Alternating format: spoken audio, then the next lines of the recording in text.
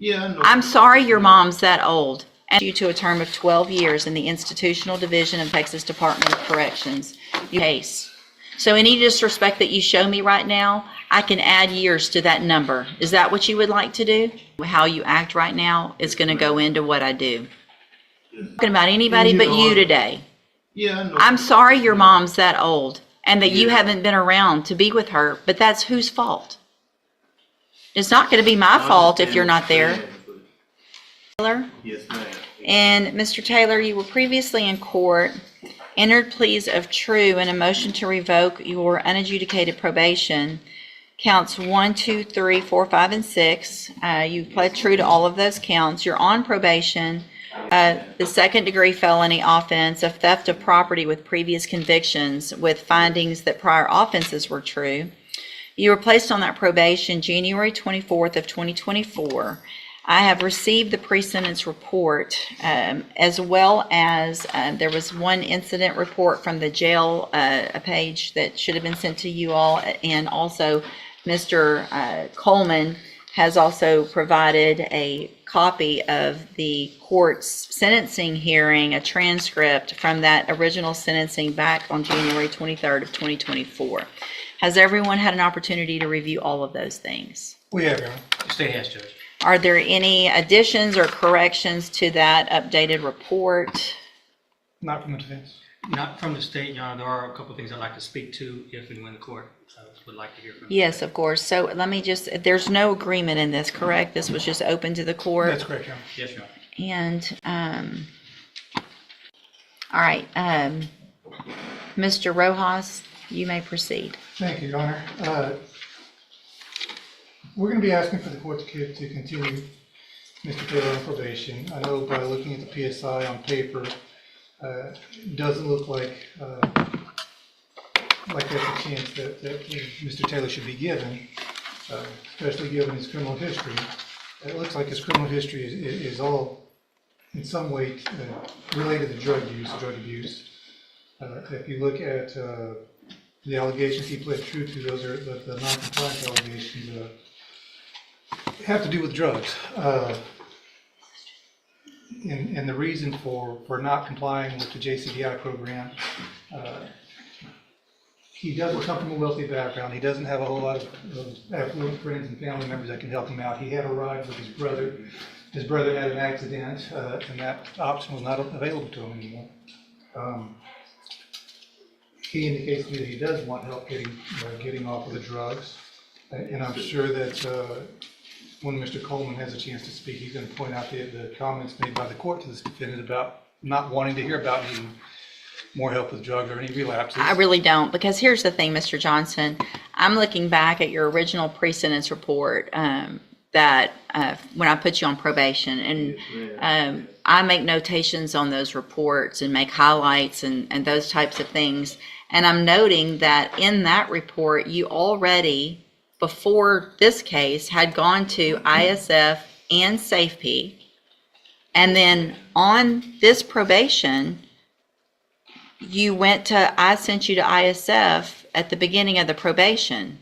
Is that correct or no? I believe parole sent him to ISF. Yes, ma'am. So you were on parole. Yes, ma'am. I gave you a probation against Mr. Coleman's wishes and really against what looked like I should have.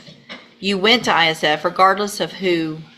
So you've been to ISF twice. Is that correct? You're looking at her. You've gone. Have you been to ISF once or twice? How many times? How many times? Twice in 20 years. Okay, so I've been in prison 23 years out of the last 30 years. So I've been doing my time, and but you I keep haven't getting. had a chance to, To do what? Because you've been to SafeP, you've been to ISF, and you went to ISF more recently, right? Yes, ma'am. Okay. As soon as I got out, I got right on probation, and I haven't had a chance to.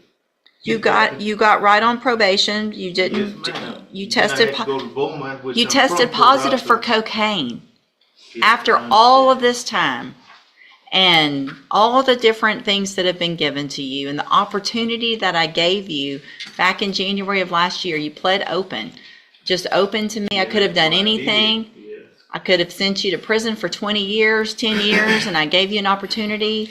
And I said on that day, because Mr. Coleman printed it out for I know me. what you said. Well, Yeah. so how do I do anything other than what I said? I mean, it's a situation. I've got parents. My mother's 90 years old, man. I don't want her to die and I be Hey, in prison. we're not talking about anybody You but know, you today. Yeah, I know. I'm sorry your mom's that old and that you Yeah. haven't been around to be with her, but that's whose fault? It's not going to be my I fault if understand you're what not there. saying, but How about some personal responsibility instead of my mama's that's old what and I don't would send like me to do, prison? man, you know.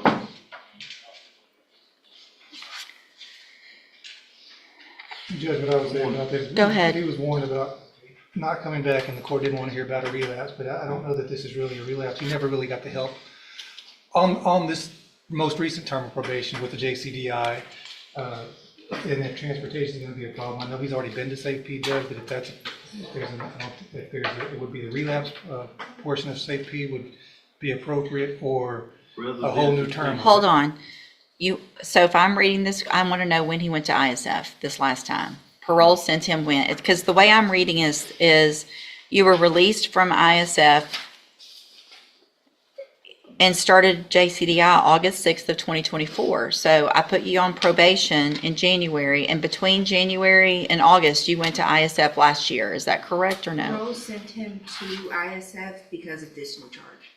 Okay. So when was that? He was in custody in Jefferson County, Mhm. and then from custody. Went straight there. parole, So I placed you on probation. You never got out. You went and got help at ISF.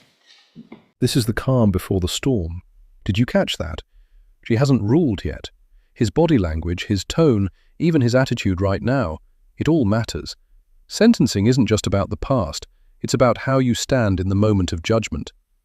What would you be saying right here? Thing yet. So your response and how you act right now is going to go into what I do.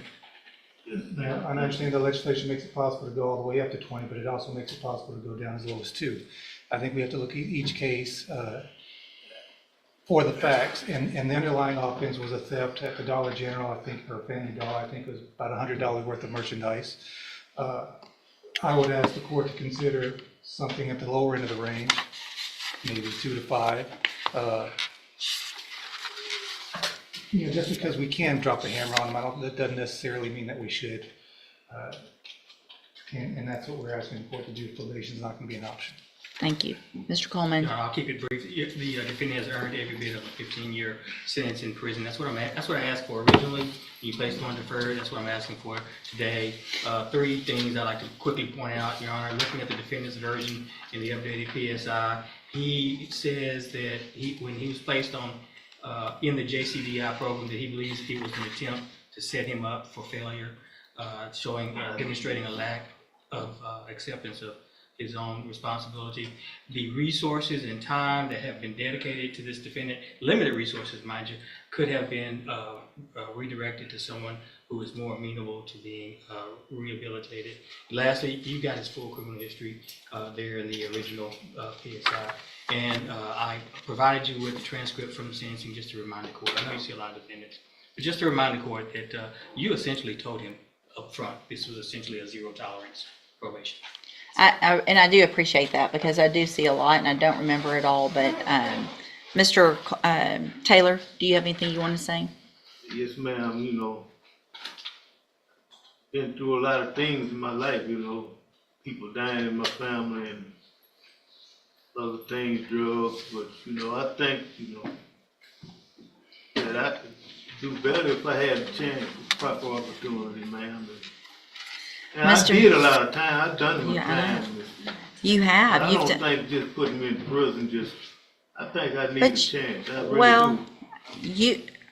It doesn't make any sense because you're saying, you've done a lot of time. And at some point, you either say, I don't like prison and I want to do better. That's what I want, man. But you didn't take advantage of the opportunities you were given. You're saying you want help.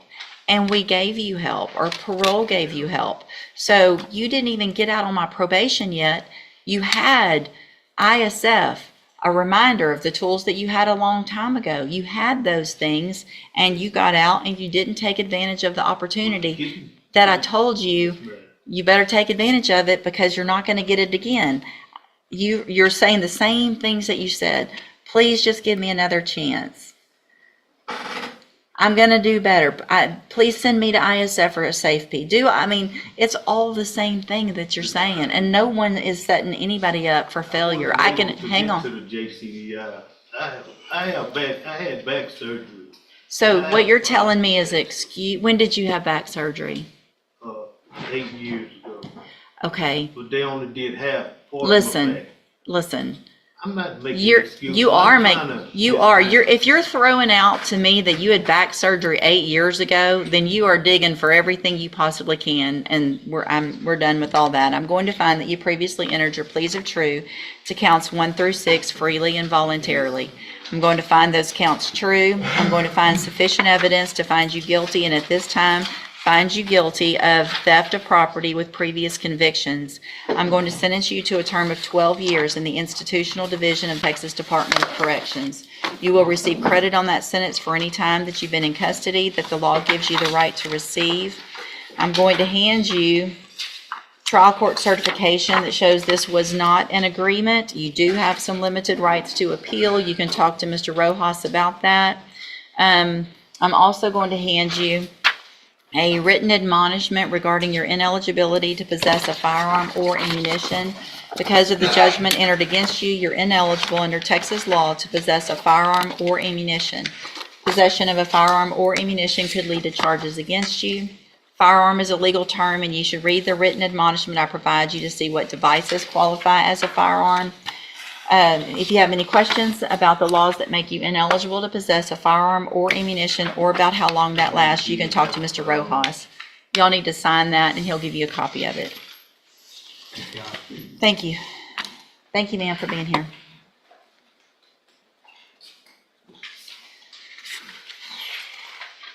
Ms. Holmes on Demario Flukas. That's it, fair. Mixed me in 12 years. Hey, come back, Mr. Taylor. Come here. Let me tell you something. I still have jurisdiction over your case. So any disrespect that you show me right now, I can add years to that number. Is that what you would like to do? I do think it's fair. It doesn't matter that it's a misdemeanor. You keep doing it over and over. Go back with the bailiff. And you probably should keep your mouth shut this time.